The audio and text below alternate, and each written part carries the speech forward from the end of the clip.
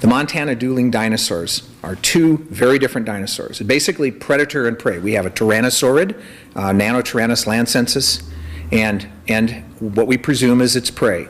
A brand new ceratopsian, a brand new genus and species of Chasmosaurine ceratopsian. Clayton and his crew are really remarkable. They've never collected something this large before. And here we have two big dinosaurs. We're not talking little tiny things. We're talking something as big or bigger than Triceratops and another dinosaur that's about 30 feet in length, all together touching. So there's a real problem in collecting these things to do it the correct job. But these guys did a fantastic job of collecting. They took it out in very large blocks. Now that's the best way to get it out of the field fast and to maintain that context. The way these fossils are found in the ground, the fossils that are collected with them are right there in the same jackets. You can do some really fantastic detective work with these fossils because that taphonomy is still preserved. We have the context of what happened to those animals immediately upon burial. One of the interesting things, of the many interesting things of the dueling dinosaurs, is both skeletons, both the ceratopsian and the theropod, are complete from the tip of the nose to the tip of the tail. There is a bit of frill missing from the ceratopsian, but there are pieces of frill that were picked up prior to the excavation. You know, finding dinosaurs that are this complete is really unheard of. It just does not happen. So here we have literally the two most complete dinosaurs from the Hell Creek Formation, and here they are together. Just unbelievable and completely articulated. When we look at these two dinosaurs, we see something that's pretty rare in the fossil record. It appears, and I think there's really good evidence to support, it appears that these dinosaurs actually killed each other. They certainly died together and were buried together. Chris Morrow was prepping the skeletons. He found a couple of patches, and I'm sure there's a lot more, of skin on the ceratopsian. This ceratopsian skin matches very well in other Chasmosaurian ceratopsians. This is very exciting. But in addition to that, there appears to be skin with the Nanotyrannus. Now we know from Tyrannosaurus rex and one specimen that we excavated a few years ago called Wyrex that there were a few small, very small, minuscule patches of skin. This seems to have a very tight pattern of skin also.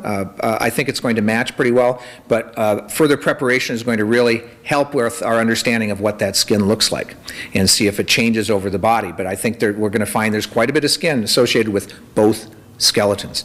Now that is important because we can see what the outside of that animal looked like. Really for the first time be able to have a much better understanding of the surface of that dinosaur.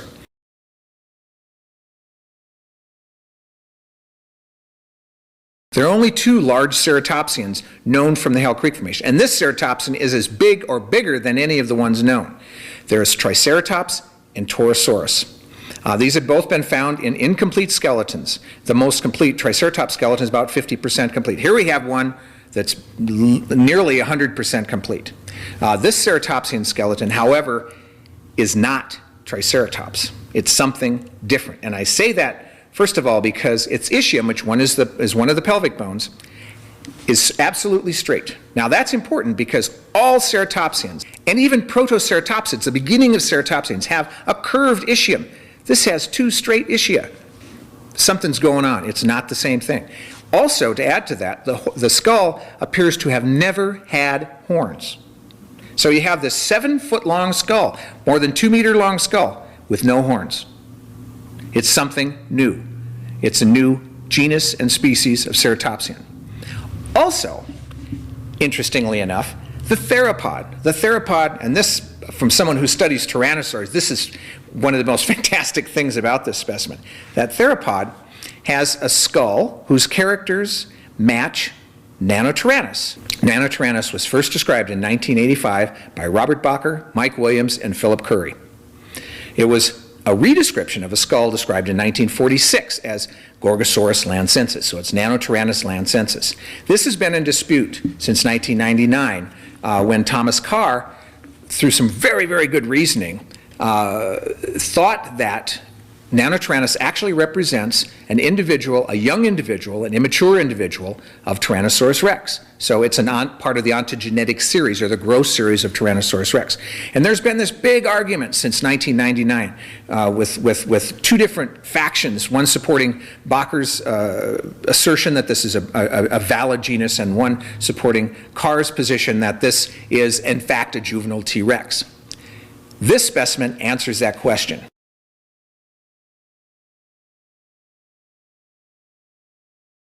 Clayton and his team and the landowners will make the site available so we can do a really thorough taphonomic study of this site. When we visited the site in December 2 years ago, we were able to see some very unusual structures in this big, massive sandstone unit. And to try to understand, here are these dinosaurs preserved in such 3 dimensions.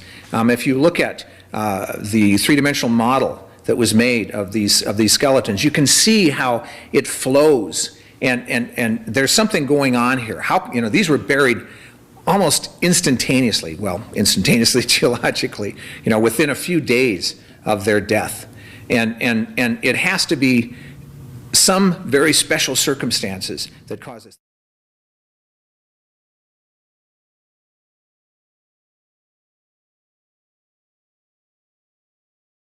Wherever these specimens end up, there needs to be a really concerted effort into doing the best preparation possible.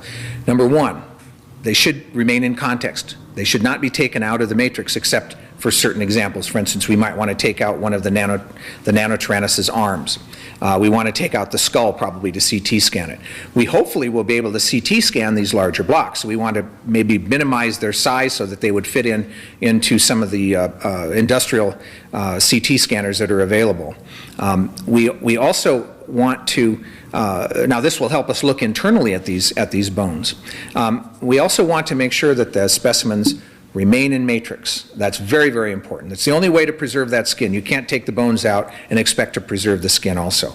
I think that the ceratopsian, which had the most weathering to one side, there's some of the ribs are broken, and it's lost some of the skin because it was so near the surface, and the roots kind of did some damage to the skin. The bones are still in good shape, but the skin is kind of not there on the one side. Is we might want to elevate that specimen enough where we can prepare both sides, so you can see bones on one side and hopefully skin on the other.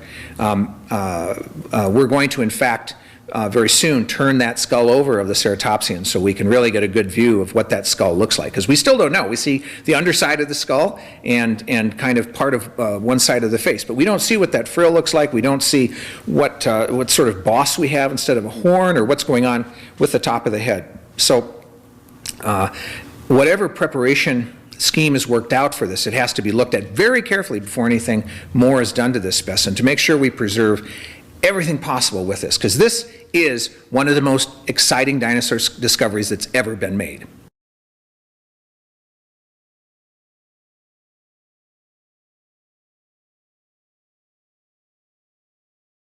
We are currently looking for a museum that will become the permanent home of these specimens. And it is important to us that home will be a research center, or will allow the research by other paleontologists, and so that access to these specimens will be available. I also think that there's this specimen of this case where you have these 2 dinosaurs that probably killed each other would make the most fantastic exhibit in any museum. It would become basically a cornerstone for that museum.